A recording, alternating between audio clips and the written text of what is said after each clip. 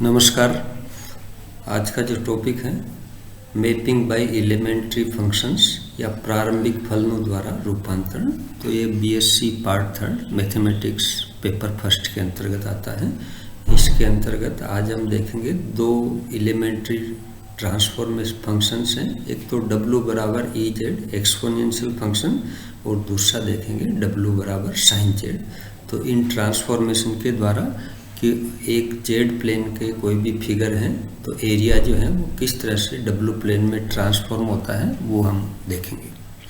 तो सबसे पहले देखते हैं हम मैपिंग बाय एक्सपोनेंशियल फंक्शन या चरघातांकी रूपांतरण।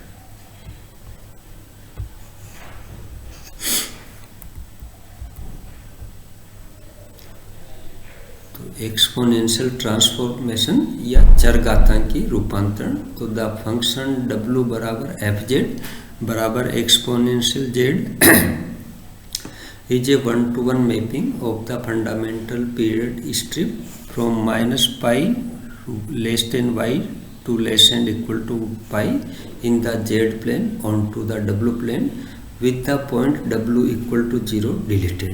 तो यहाँ पर हम w इक्वल टू 0 को डिलीट कर रहे हैं तो ये 1-to-1 मैपिंग रह जाएगी, क्योंकि since f dash z is not equal to 0 the mapping w equal to exponential z is a conformal mapping at each point z in the complex plane. तो इसके अंतर्गत the family of horizontal lines y equal to c and -pi is less than c less and equal to pi and the segments x equal to a and -pi is less than y less than equal to pi form an orthogonal grid in the fundamental period strip. Their images under the mapping w equal to exponential z are the rays rho greater than 0 and phi equal to c and the circles mod w equal to ea respectively. These images form an orthogonal curvilinear grid in the w plane as shown in the figure. If -pi less than c less than d less and equal to pi, then the rectangle r equal to x plus iota y, जहाँ पर x जो है वो very हो रहा है a से b तक और y जो वेरी हो रहा है वो हो रहा है c से d तक। तो this rectangle is mapped 1-to-1 and onto the region g बराबर rho e iota phi such that e a is less than rho less than e b and c is less than phi less than d। The inverse image mapping is the principal branch of the logarithm function z equal to log w। तो अब हम इसका जो है figure देखते हैं तो किस तरह से ये जो है इसमें मैप हो रहा है। तो ये फिगर बताया गया है यहाँ पर कि ये जो रेक्टेंगल था from a to b x axis पर हम चल रहे हैं c टू d और y एक्सिस पर चल रहे हैं a टू b। तो ये जो रेक्टेंगल है ये इसमें ट्रांसफॉर्म हो रहा है ऑर्थोगोनल ग्रिड के अंदर। तो ये इस तरह से w equal to exponential z जो है उस मैपिंग के अंतर्गत कोई भी रेक्टेंगल है या लाइन जो है स्ट्रिप वो जो है इसमें ऑर्थोगोनल ग्रिड में ट्रांसफॉर्म होती है।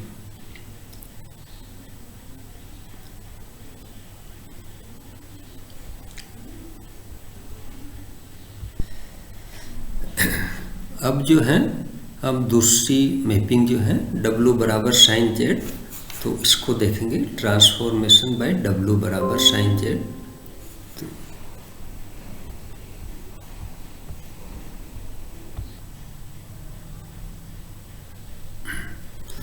तो इसके अंतर्गत w इक्वल टू हम अज्यूम कर रहे हैं कि माना w बराबर u प्लस आयोटा v तथा z equal to x plus iota y। तो इसका जो मान है इसके अंदर रखते हैं ट्रांसफॉर्मेशन में w बराबर u प्लस आयोटा v बराबर sine x plus iota y। तो जब हम इसको खोल लेते हैं एक्सपेंड कर लेते हैं तो इसका मान हमें बन जाएगा w equal to sine x into cos hyperbolic y plus iota cos x into sine hyperbolic y. तो अब यदि इसकी रियल और इमेजनरी पार्ट का कंपैरिजन करते हैं, तुलना करते हैं, तो u का मान मिल जाएगा u बराबर sine x cos hyperbolic y and v बराबर cos x sign hyperbolic y। तो अब इसके अंतर्गत जो मैपिंग है तो वो हम इस तरह से देखते हैं कि यहाँ पर u जो था वो था sine x cos hyperbolic y and v जो है वो हो रहा है cos x sign hyperbolic y। तो इसको हम यदि हल करना चाह रहे हैं तो हम जानते हैं कि cos hyperbolic square y minus sine hyperbolic square y का जो मान होता है वो होता है 1। तो इन दोनों की वैल्यू रखने पर हमें मिल जाएगा u upon sine x whole square minus v upon cos x whole square बराबर 1। अब इसमें यदि x equal to c assume कर लेते हैं तो ये इक्वेशन बन जाती है u square upon sine square c minus u square upon cos square c equal to 1। तो ये एक ऐसे हाइपरबोला की इक्वेशन है जिसका जो फोकस है वो है 1 0 एंड माइनस 1 0। तो इस तरह से x का जो मान यदि c है हमारे पास तो वो जो लाइन है वो ट्रांसफॉर्म होगी हाइपरबोला के अंदर जिसका फोकस जो है 1 0 एंड माइनस 1 0 पर है। इसलिए the lines parallel to y axis, ये तो था x एक्सिस। अब the lines parallel to y axis का ट्रांसफॉर्मेशन देखने के लिए हम ये इक्वेशन ले रहे हैं कि sine square x plus cos square x equal to होता है 1। तो यहाँ पर साइन x और कोस x का मान रखने पर हमें ये प्राप्त हो रहा है u upon cos hyperbolic y square plus v upon sine hyperbolic y square equal to 1। तो इस तरह से ये एक हमारे पास इलिप्स है, y के कांस्टेंट मान के लिए ये एक इलिप्स बन रहा है।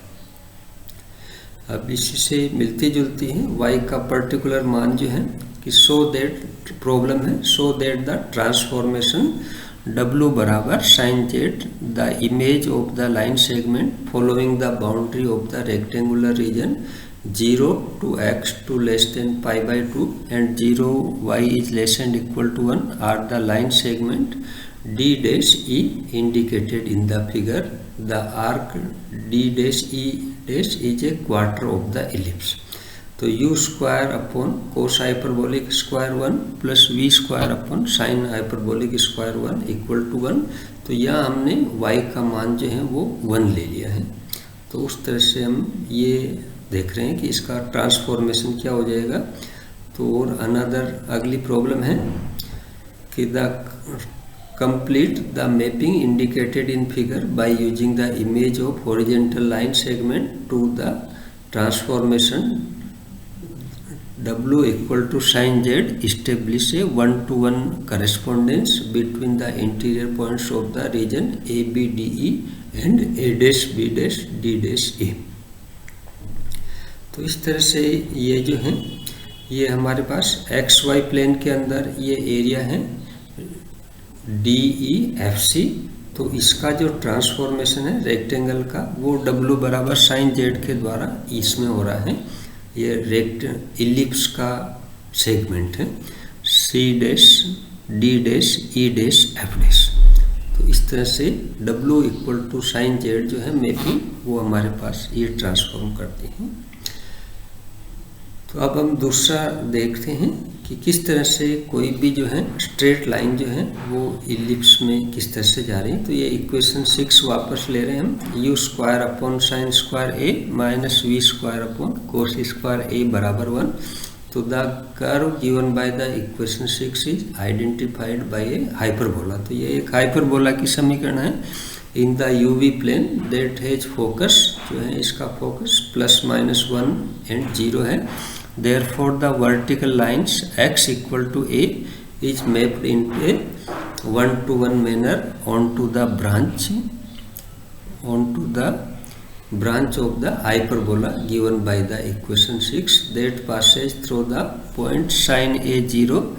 If 0 is less than a less than pi by 2 then it is the right branch and if a का जो मान है माइनस पाई बाई 2 से लेस देन ए 0 होगा तो इज द लेफ्ट ब्रांच। तो ये हाइपरबोला की जो है लेफ्ट ब्रांच और राइट ब्रांच हमें मिलेगी कि यदि ए का जो मान है वो पाई बाई 2 से छोटा है तो राइट ब्रांच मिलेगी और यदि ए का मान 0 से छोटा और माइनस पाई बाई 2 से बड़ा है तो हमें लेफ्ट ब्रांच मिलेगी। तो the image of the y axis which is the line x equal to 0 is the y axis. The image of several vertical lines are shown in this figure 9. This figure. So this is the figure that this area 1 will be mapped in this rectangle 1, the segments of the hyperbola. The area 2 is mapped in area 2, area 3 is mapped in area 3, and area 4 is mapped in area 4. So this is the transformation of these rectangulars in the under the transformation W बराबर sin z. तो इस तरह से आज का जो topic था इसके अंदर हमने देखा कि किस तरह से एलिमेंट्री फंक्शंस जो हैं W इक्वल टू एक तो ई जेड लिया था एक्सपोनेंशियल और एक लिया है हमने W बराबर साइन जेड। तो इसके अंतर्गत किस तरह से मैपिंग जो है ट्रांसफॉर्म कोई एक एरिया को पर्टिकुलर अलग एरिया में किस तरह से ट्रांसफॉर्म करता है, तो इसके बारे में और ज़्यादा जानकारी जो है किसी भी रेफरेंस बुक टेक्स्ट बुक में देखी जा सकती है। मैं doctor R P Somani, associate professor in maths.